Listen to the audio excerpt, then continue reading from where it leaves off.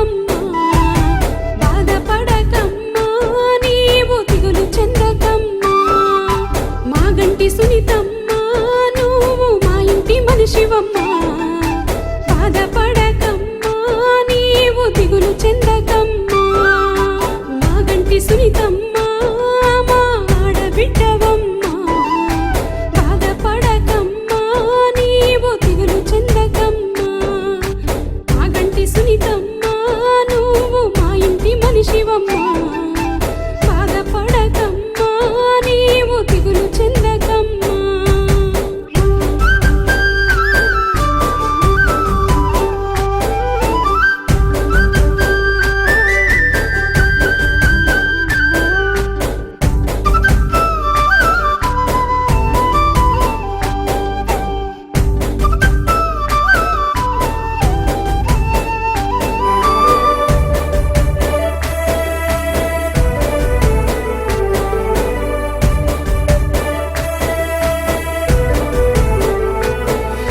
గోపన్న లేడు అని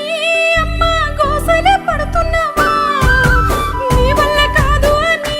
నిన్ను తక్కువ చేస్తున్నారా ఆడదని అంటున్నారా అమ్మ ఏం చెయ్యలేవంటున్నారా